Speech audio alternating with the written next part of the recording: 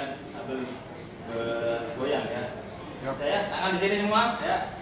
Kemudian kita yang sama-sama goyang digoyang goyang. Ayo semua goyang digoyang goyang. Goyang digoyang goyang.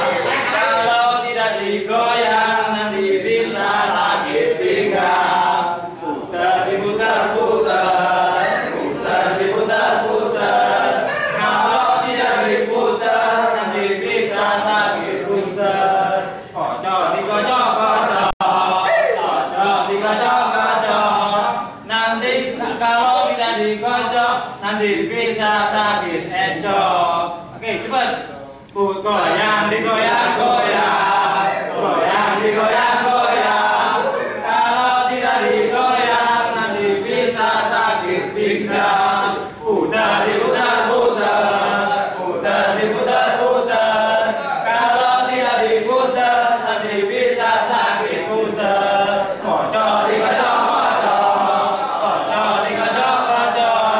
Kalau tidak dikocok nanti bisa sakit encok. Goyang digoyang goyang, goyang digoyang goyang.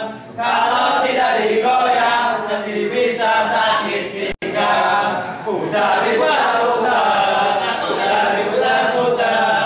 Kalau tidak diputar nanti bisa sakit pusat.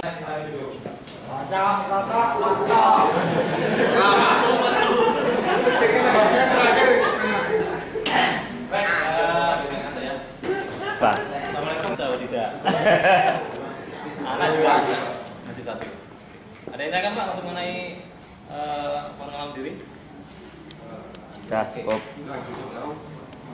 Oke, kita lanjut untuk pertolongan di air, yaitu urutan-urutan ya atau tahapan tindakan yang diambil dari penyelamat.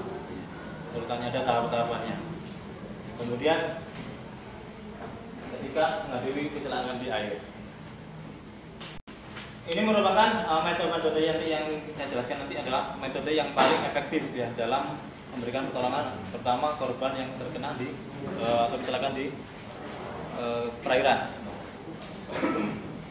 Kita singkat ada untuk istilahnya kita agar memudahkan untuk menghafalnya kita singkat jadi RTRGT ya. RTRGT. Reach, throw, row dan go, kemudian towing atau carry.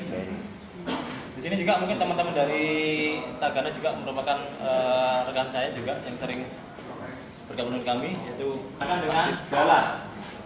Bisa dengan galang, bambu juga bisa ya. Kemudian rantai orang, rantai manusia seperti ini ya.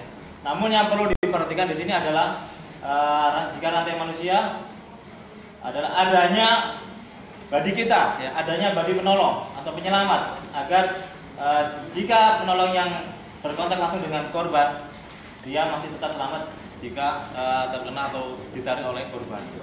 Tadi seperti dijelaskan bahwasanya korban panik atau orang yang tenggelam panik itu tenaganya lebih besar ya, powernya lebih besar.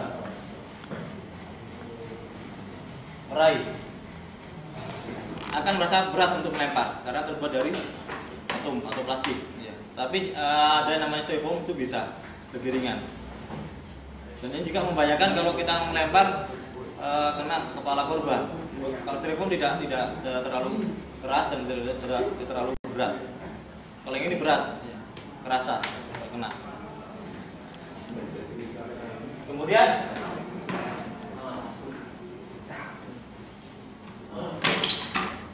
alat ini ya, atau ring buoy atau alat apapun bisa juga kita ikatkan dengan tali ya. Tali itu kita ikatkan dengan tangan kita atau kita pegang, kita melempar. Jadi pada saat alat apapun sudah terkena korban ya, kita bisa langsung menariknya. Kalau misalnya dia ada lempar kemudian korban megang alat apapun yang kita lempar, itu pun sudah aman. Tapi korban kalau kena harus masih bisa bergeser jauh. Dari kesehatan mungkin tahu ya, 6 menit korban masih bisa kita kembalikan lagi kondisinya yang seperti semula. Artinya dia masih mati klinis. Ya. Ada mati biologis, ada mati klinis. Ya. Mati biologis itu tidak bisa kembalikan lagi kondisinya. Dia sudah mati. Ada tandanya seperti tanda kematian. Tapi kalau mati klinis dia masih ditolong, artinya kita bisa gunakan RGP atau CPR.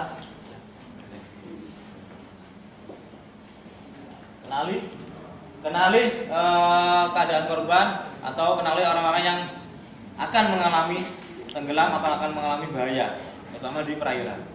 Kita kenal sebagai petugas penolong, kita harus mengenali. Jadi sebelum dia harus memberikan pertolongan perawatan darurat, misalnya di pinggir, kemudian kita bisa bicara ke korban, ya, bicara. Artinya kita teriak, kemudian kalau dia mengalami bahaya, kita bisa memberikan pengawasan yang lebih, tindakan di sini. Yang perlu diperhatikan adalah komunikasinya dengan korban. Kita harus tetap menenangkan keadaan korban. Meskipun dia panik dan tidak perhatian kita, tapi prosedurnya adalah kita tetap komunikasi dengan korban.